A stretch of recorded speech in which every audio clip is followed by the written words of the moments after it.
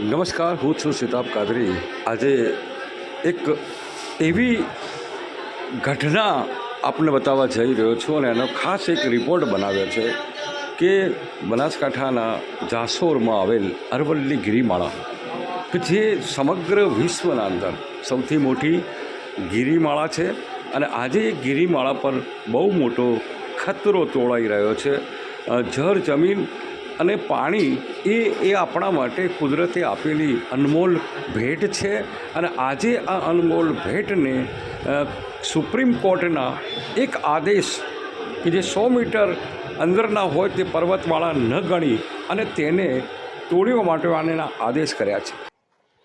દુનિયાની સૌથી જૂની પર્વતમાળા અવશિષ્ટ પર્વતમાળા એટલે અરવલ્લી ગિરિમાળા અને એની અંદર આજે સરકાર એક સરકાર માહિતી માંગે છે સુપ્રીમ કોર્ટ જોડે અને એ મિસગાઈડ કરીને એનજીટી નેશનલ ગ્રીન ટ્રિબ્યુનલ જે આની માટે જ બની છે અને એ એવું કહેવડાવે છે કે હવે તમે એમાં 100 મીટરથી નીચેના જે પહાડ છે એ હવે એમાં પર્વતમાં નહીં ગણાય। એનો મતલબ શું થાય છે ખબર પડે છે કે હવે જેને જે તોડીને લઈ જવું લઈ જાઓ, એની ઉપરના જે જંગલો જે કાપીને લઈ જાઓ। અરે અરવલ્લી છે, તમે જો આ રીતે કાપવાનું આવશો તો 97% અરવલ્લી ગુજરાતથી દિલ્હી સુધી 700 કિલોમીટર જે આખી ફેલાયેલી છે એમાંથી 30 કિલોમીટર વધશે। તો તમે કરવા શું માંગી રહ્યા છો? આ પર્વતો કાપીને તમે અહીંના અંદર રહેતા જે આદિવાસીઓ જે છે, એની અંદર રહેતા જે પ્રાણીઓ છે, જે જળચર જીવ છે, જે ઇન્સેક્ટ છે, તમે એક સાથે કેટલા જણાને બેઘર બનાવવા જઈ રહ્યા છો? આ ધંધો તમે સિંગરૌલીમાં કરી ચૂક્યા છો। મધ્યપ્રદેશની અંદર તમે 6 લાખ ઝાડ કાપી નાખ્યા અને પછી તમે એવી એડવર્ટાઇઝમેન્ટ કરો છો કે એક પેડ માં કે નામ। આ માં કે નામ નહીં, આ પર્વતોની તમે પૂરું કરી નાખ્યું છે। એટલે સરકારને સુપ્રીમ કોર્ટ બી સૌથી ઉપર છે, પણ આ લોકતંત્ર છે, લોકતંત્રમાં સૌથી ઉપર લોકો હોય છે। સુપ્રીમ કોર્ટ બી ક્યાંક મિસગાઈડ થતી હોય તો આપણી જવાબદારી છે કે આપણે એમને કહીએ કે તમે અમારી લાગણીઓને તમે અમારી લાગણીઓ તોડી રહ્યા છો, તો આપણે તમારા મારા જેવા લોકો ભેગા મળી 20 નવેમ્બર 2025નો સુપ્રીમ કોર્ટનો ચુકાદો જાસોર અરવલ્લી ગિરિમાળો માટે ખતરો બની ગયો છે। જ્યારે પર્યાવરણવિદો પણ આ બાબતે જણાવે છે કે જો આ નિર્ણયથી 100 મીટર નીચે આવતી ટેકરીઓને અરવલ્લીની ગિરિમાળાઓ ન ગણવાની તો ત્યાં ખાણકામ ઔદ્યોગિક કામો શરૂ થશે, જેના કારણે જળસ્તર નીચા જશે, વન્ય પ્રાણીઓ બેઘર બનશે અને દુષ્કાળ પડશે। આવનાર દિવસો પૃથ્વી માટે ખૂબ જ ભયાનક બનશે એવું પર્યાવરણવિદો અત્યારે જણાવી રહ્યા છે।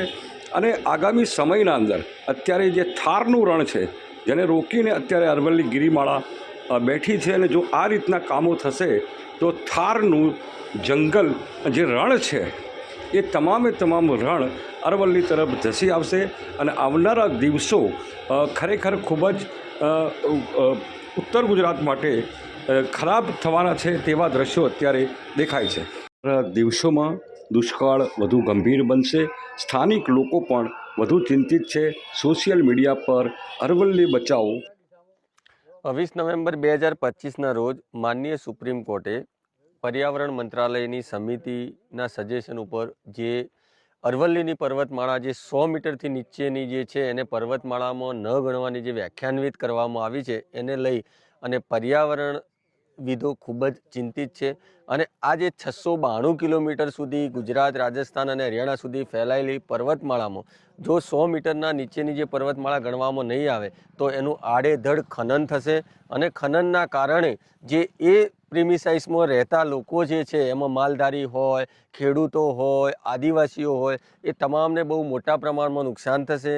એમાં રહેતી પશુ પંખીઓને જે હેબિટેટ પશુ પંખીઓ છે એમને સ્થળાંતર થવું પડશે, લોકોને સ્થળાંતર પડવાની પરિસ્થિતિ સર્જાઈ શકે છે। આના કારણે ખૂબ જ મોટા પ્રમાણમાં નુકસાન થશે। એમાં અભયારણ્યો આવેલા છે કેટલાય, એ અભયારણ્યોમાં રહેતી સ્પેસીસને નુકસાન થશે। તો અને નદીઓ જે ઝરણા થકી તળેટીઓમાં જે આપણે તળાવો જોઈએ છીએ બધા એ પર્વતોમાં નીકળે છે। આપણે બનાસકાંઠાનું બનાસ નદી કહીએ કે સાબરમતી નદી કહીએ, આપણે જે અમદાવાદમાં નીકળે એ બધી અરવલ્લી પર્વતમાળામાંથી નીકળે છે। તો કેટલા મોટા પ્રમાણમાં પર્યાવરણીય નુકસાન જવા થઈ રહ્યું છે, તો આ બાબતે આપણે સૌએ ચિંતિત થવાની ખૂબ જ જરૂર છે। આગેવાનો પણ અને સ્થાનિક લોકો, પર્યાવરણ પ્રેમીઓ તમામ આગળ આવીને અત્યારે જબરજસ્ત એક વિરોધ દર્શાવી રહ્યા છે। બનાસકાંઠા જિલ્લાની અરવલ્લીની ગિરિમાળાઓ એક ગિરિમાળા નથી પણ ઉત્તર ગુજરાતની જીવનરેખા છે. જો ખરેખર આ નષ્ટ થઈ જશે આ નિર્ણયથી તો આગામી સમય માટે ખતરો છે.